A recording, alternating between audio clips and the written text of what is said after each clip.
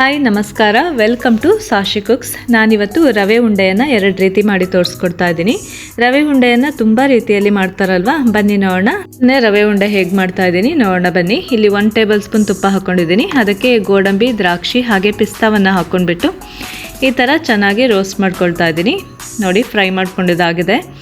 ಈಗ ಅದೇ same ಪ್ಯಾನಿಗೆ 1/4 cup ತುಪ್ಪ ಹಾಕ್ಕೊಂಡಿದ್ದೀನಿ. ಅದಕ್ಕೆ 1 ಕಪ್ಪು ಸಣ್ಣ ರವೆಯನ್ನು ಹಾಕ್ಕೊಂಡಿದ್ದೀನಿ. ಸಣ್ಣ ರವೆಯನ್ನು ತಗೊಳ್ಳಿ, ಚೆನ್ನಾಗಿರುತ್ತೆ ರವೆ ಉಂಡೆಗೆ.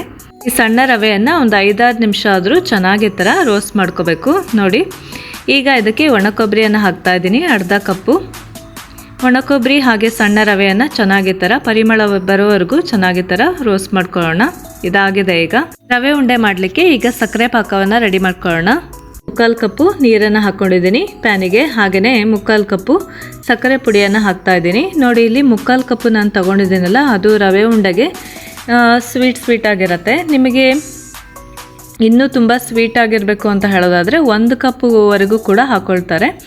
1 ಕಪ್ಪು ರವೆಗೆ 1 ಕಪ್ ಕೂಡ ಹಾಕ್ಕೊಳ್ತಾರೆ. ನಿಮಗೆ ಮೀಡಿಯಮ್ ಆಗಬೇಕು ಅಂತ ಹೇಳಿದ್ರೆ ಒಂದು 1/2 ಕಪ್ಪು ತಗೊಂಡ್ರೂ ಕೂಡ ಸರಿಯಾಗುತ್ತೆ.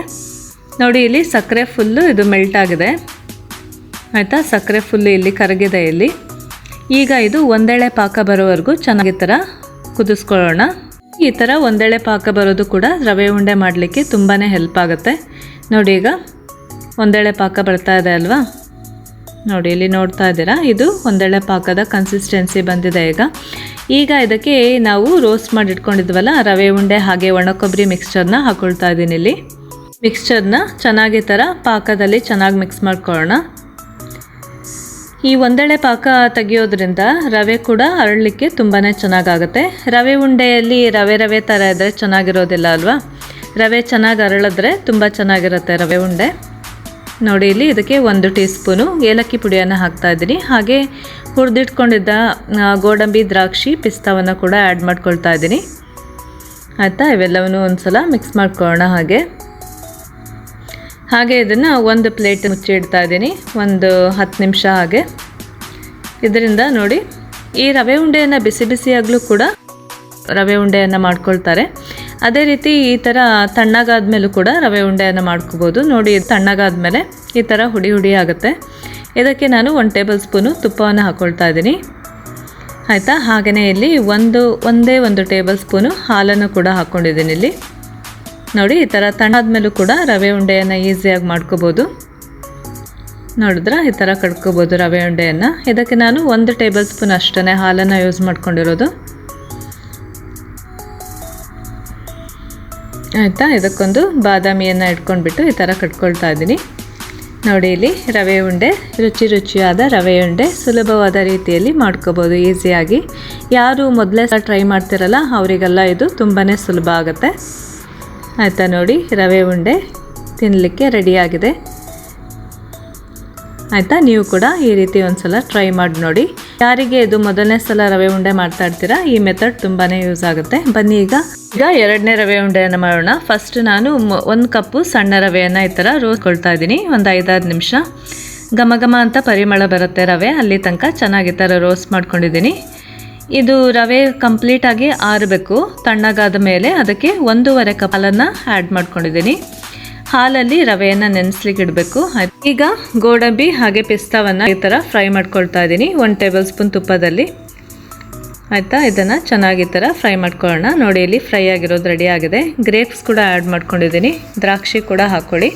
ಹಾಗೆ ಇದಕ್ಕೆ 1/4 ಕಪ್ಪು ಒಣಕೊಬ್ಬರಿ ಅಂತ ಇದ್ದೀನಿ.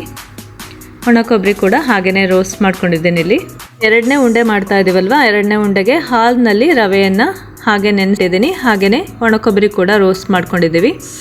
ಈಗ ಇಲ್ಲಿ 2 ಟೇಬಲ್ ಸ್ಪೂನ್ ತುಪ್ಪನ ಹಾಕ್ಕೊಂಡಿದ್ದೀನಿ. ಅದಕ್ಕೆ ನೆನೆಸಿಡ್ತಕ್ಕಂಥ ರವೆ ಮಿಕ್ಸ್ಚರ್ನ ಆ್ಯಡ್ ಮಾಡ್ಕೊಂಡಿದ್ದೀನಿ ಆಯಿತಾ. ಈಗ ರವೆಯನ್ನು ಈ ಥರ ತುಪ್ಪದಲ್ಲಿ ಚೆನ್ನಾಗಿ ಥರ ಹುರ್ಕೊಳ್ಳೋಣ.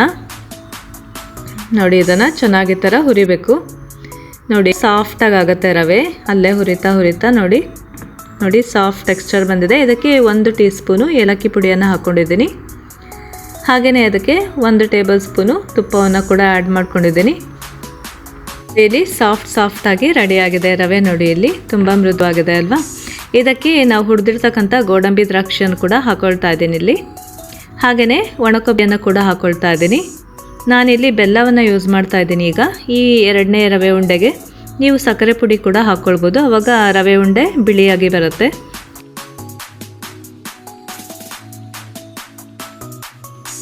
ನೋಡಿ ಈಗ 2 ರೀತಿ ರವೆ ಲಡ್ಡು ರೆಡಿಯಾಗಿದೆ. ನೀವು ಮೊದಲೇ ರೀತಿಯಲ್ಲಿ ರವೆ ಉಂಡೆ ಮಾಡಿದ್ನಲ್ಲ ಸಕ್ಕರೆ ಪಾಕ ಹಾಕಿ, ಅದನ್ನು ಒಂದು 15 ದಿನ ಕೂಡ ಇಡ್ಬೋದು ನಾವು. ಈ 2ನೇ ರೀತಿಯಲ್ಲಿ ಮಾಡ್ಕೊಂಡ್ವಲ್ಲ ಅದನ್ನು ಹಾಲಿನಲ್ಲೆಲ್ಲ ನೆನೆಸಿಟ್ಟು ಆದಮೇಲೆ ಅದನ್ನು ತುಪ್ಪದಲ್ಲಿ ಹುರಿದ್ಕೊಂಡ್ವಲ್ಲ, ಅದಕ್ಕೋಸ್ಕರ ಇದನ್ನು ಸ್ಟೋರ್ ಮಾಡಲಿಕ್ಕಾಗಲ್ಲ. ಫ್ರಿಜ್ಜಲ್ಲಿ 1 ವಾರ ಬರುತ್ತೆ ಅಷ್ಟೇ. ನೀವು ಒಂದು ಕಪ್ಪು ಅರ್ಧ ಕಪ್ಪು ಹಾಗೆಯೇ ಟೇಸ್ಟ್ಗೆ ಮಾಡ್ಕೋಬೋದು. ಇದು ಕೂಡ ತುಂಬ ಚೆನ್ನಾಗಿರುತ್ತೆ ಸಾಫ್ಟಾಗಿ. ನೀವು ಕೂಡ ಮನೆಯಲ್ಲಿ ಈ ರೀತಿ ರವೆ ಲಡ್ಡುವನ್ನು ಮಾಡಿ ನೋಡಿ. Thanks for watching.